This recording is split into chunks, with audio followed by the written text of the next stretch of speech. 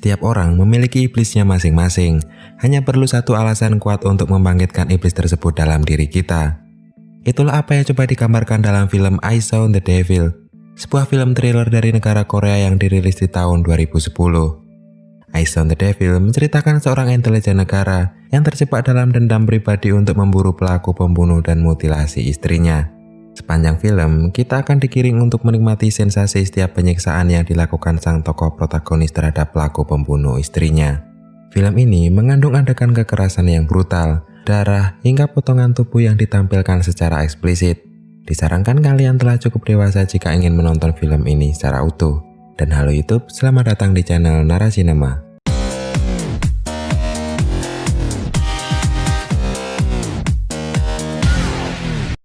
Film diawali dengan seorang wanita cantik bernama Jaehyun yang terjebak di mobil karena bannya bocor di tengah cuaca turun salju. Ia pun menelepon suaminya bernama Kim, mengabarkan kondisinya sembari menunggu mobil derek yang ia pesan. Kim adalah seorang intelijen yang tengah bertugas, sehingga ia tak bisa menemani sang istri dalam rangka mengunjungi orang tuanya. Di tengah obrolan dengan suaminya, Jaehyun dihampiri orang asing pengemudi kendaraan lain yang menawarkan bantuan. Namun atas saran Kim, Jaehyun menolak tawaran tersebut dan memilih menunggu mobil dereknya saja. Lelaki asing itu pun berlalu pergi, kembali ke mobilnya yang merupakan bis sekolah. Tak berselang lama, kaca mobil Jaehyun dipecah oleh orang asing tadi yang tiba-tiba muncul kembali di depan mobilnya. Jaehyun yang hendak keluar dari mobil justru mendapati pintu mobilnya tak bisa terbuka karena terhadang tebing sisi jalan.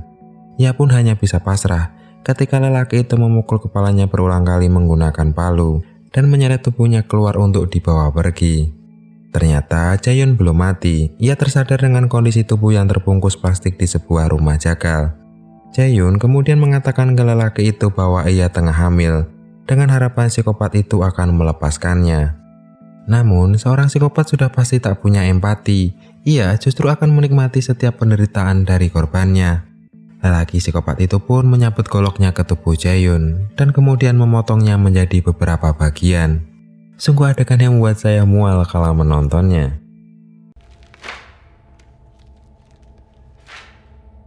Esoknya, beberapa anak kecil yang tengah bermain di sungai tanpa sengaja menemukan bungkusan plastik yang berisi potongan daun telinga manusia. Atas temuan itu, kepolisian kemudian mengerahkan anggotanya untuk menyisir sungai guna mencari bukti petunjuk lainnya. Seorang polisi melihat rambut di dasar sungai. Setelah diperhatikan dengan seksama, ternyata itu adalah potongan kepala wanita. Ia pun memanggil tim forensik untuk mengamankan temuan kepala tersebut.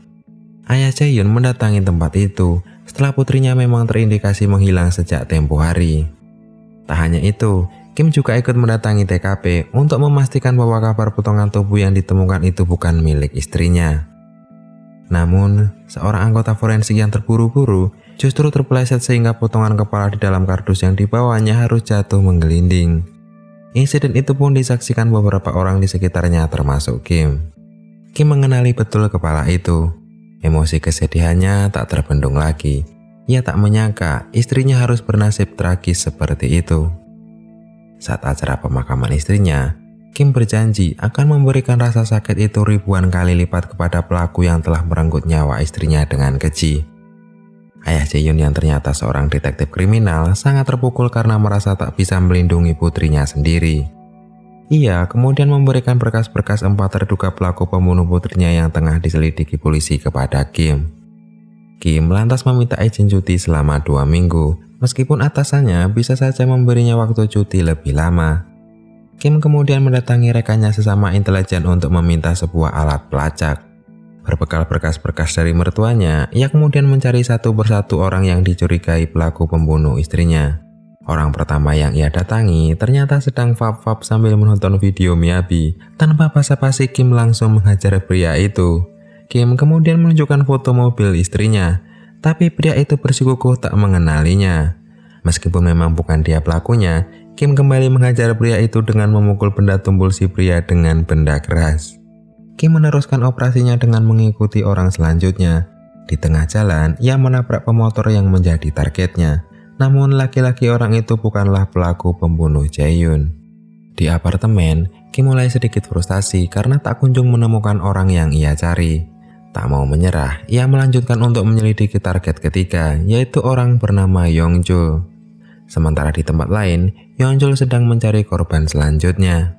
Ia menawarkan tumpangan kepada seorang gadis yang tengah menunggu bis di sebuah halte. Si gadis yang tak mau kedinginan di tengah hujan salju akhirnya menerima tawaran Yongjul. Ia pun masuk ke dalam mobil tersebut. Yongjul langsung memukul kepala sang gadis di sampingnya menggunakan pipa besi hingga tak sadarkan diri. Seperti biasa, Yongjul akan membawa si korban ke rumah jagalnya untuk dieksekusi. Si gadis yang masih bernapas itu pun dijatuhi sebuah pisau besar yang seketika memotongnya menjadi dua bagian. Seorang psikopat membunuh korbannya secara acak dan tanpa alasan, selain hanya untuk memuaskan hasrat batinnya saja. Esoknya, Kim mendatangi rumah orang tua Yongjul karena tak menemukan informasi tempat tinggalnya. Namun, orang tua Yongjul juga tak mengetahui keberadaan anaknya tersebut, karena memang sudah lama sekali menghilang. Mereka juga menerangkan bahwa Yongjul adalah seorang ayah yang tidak bertanggung jawab, karena kabur dengan meninggalkan seorang anak. Kim lantas menemui anak Yongjul untuk mengorek informasi keberadaan ayah bocah tersebut. Berbekal informasi yang ia dapat, akhirnya Kim menemukan tempat tinggal Yongjul. Kim menerobos masuk rumah itu untuk menggeledah kamar Yongjul. Di sebuah lemari, Kim menemukan beberapa tas dan banyak sekali pakaian dalam wanita. Kim mulai yakin bahwa Yongjul adalah seorang psikopat, meskipun ia belum bisa memastikan bahwa istrinya mati di tangan orang tersebut. Sampai kemudian ia menyadari ada ruangan lain di rumah itu, yaitu sebuah ruangan jagal tempat Yongjul biasa mengeksekusi korbannya. Kim memeriksa ruangan itu dan menemukan sebuah cincin di saluran pembuangan. Mengenali siapa pemilik cincin itu, tangisnya tiba-tiba pecah, membayangkan penderitaan yang dialami istrinya di ruangan itu. Singkat cerita, Yongjul yang seorang sopir bis sekolah sedang mengantarkan para siswi pulang dari sekolah. Tanpa ia sadari, bis tersebut ternyata telah dipasangi sebuah alat pelacak oleh Kim. Ketika hanya tinggal satu orang siswi yang tersisa, Yongjul membawa siswi yang tengah tertidur tersebut ke sebuah tempat ladang pertanian. Sebelum membunuh korbannya, kali ini Yongjul berniat memperkosa siswi itu terlebih dahulu. Ketika hendak melancarkan aksinya, Kim muncul di hadapan Yongjul untuk menantangnya bertarung.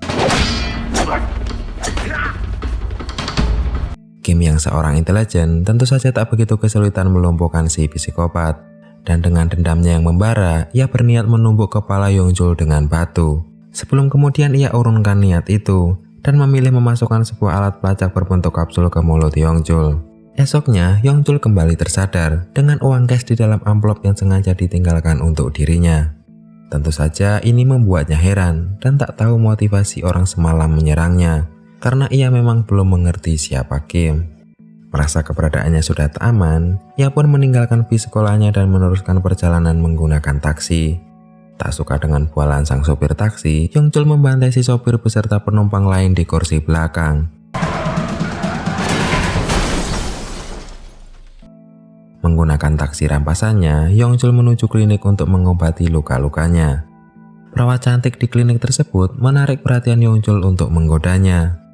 Ketika si perawat hendak menutup kliniknya, tiba-tiba Yongjul muncul kembali untuk memperkosa dan sekaligus membunuhnya.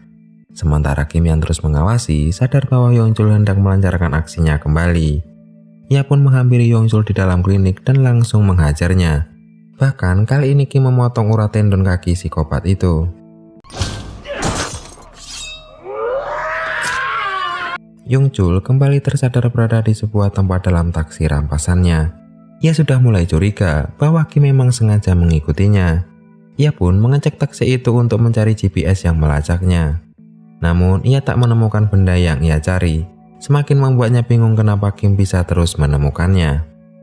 Kali ini ia pun menuju villa mewah tempat temannya sesama psikopat. Villa itu ternyata tempat jagal mereka. Banyak sekali potongan daging manusia di dalam freezer. Bahkan mereka juga memasak daging-daging itu dan memakannya.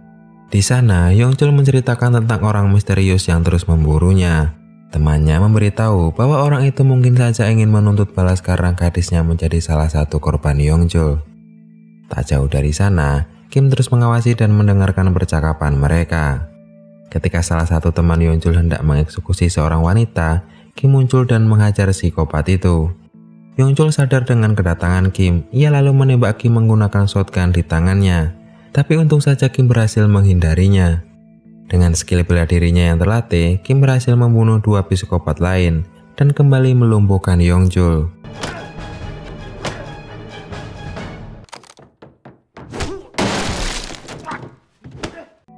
Kim membawa Yongjul untuk diobati lukanya ke rumah sakit. Saat itu, salah satu rekan Kim menemuinya dan menyarankan bahwa sudah waktunya Kim menyerahkan Yongjul ke polisi saja. Sebelum nantinya, alat pelacak itu kemungkinan keluar dari perut Yongjul saat BAB. Namun, Kim bersikukuh tak ingin menyerahkan Yongjul ke polisi karena dendam akan kematian istrinya masih terus menyesakkan dada.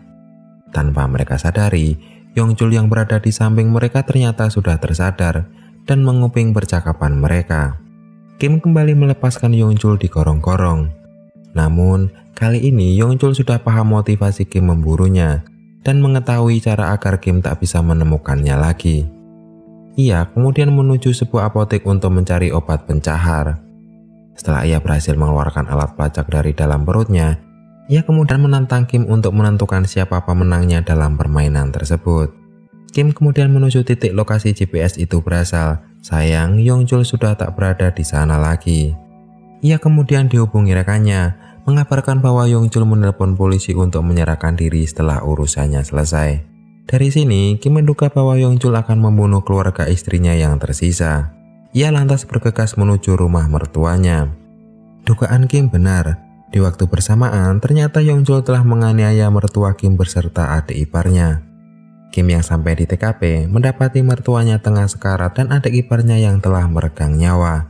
Ia merasa sangat bersalah karena ulahnya telah membuat orang-orang terdekatnya menderita. Namun, upaya balas dendamnya tak surut. Bagaimanapun juga ia harus segera menangkap kembali Yongjul sebelum psikopat itu menyerahkan diri ke polisi. Yongjul yang sudah sampai di depan kantor polisi mengangkat tangannya pertanda ia sudah siap ditangkap. Ia tersenyum puas karena merasa bisa mengalahkan Kim dalam permainan itu. Namun ketika polisi hendak menangkapnya, Kim datang dengan memacu mobilnya dan menarik Yongjul masuk ke dalam mobil. Sadar atau tidak, di titik ini pun kita seperti tak rela jika Yongjul harus ditangkap polisi. Jiwa psikopat kita seperti terpanggil untuk melihat adegan berdarah-darah dari Yongjul.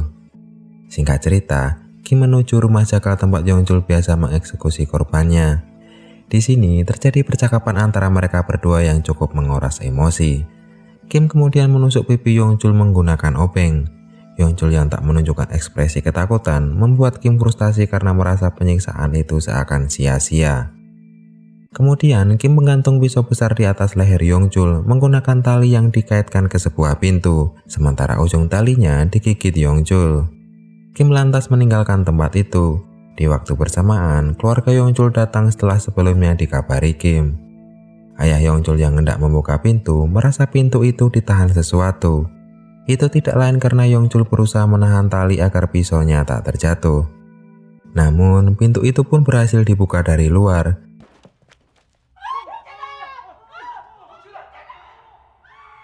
Tangis Kim kembali pecah. Karena meskipun dendamnya terbalas, rasa kehilangan istri tercinta beserta calon anak tetap saja membuat hatinya hampa. Dan itulah ending film I Saw the Devil. Jujur, saya pribadi merasa kurang greget di endingnya. Pembalasan itu seperti belum setimpal melihat semua kejahatan Yongjul. Mungkin dengan membuat Yongjul buta dan mematahkan kedua kakinya bisa lebih memuaskan jiwa psikopat kita. Atau kalian bisa komen di bawah, psikopat cabul itu enaknya diapain ya? Baik, sampai di sini dulu saya dalam menarasikan alur cerita film I Saw the Devil. Klik subscribe serta aktifkan loncengnya agar saya bahagia. Nantikan video selanjutnya dan sampai jumpa.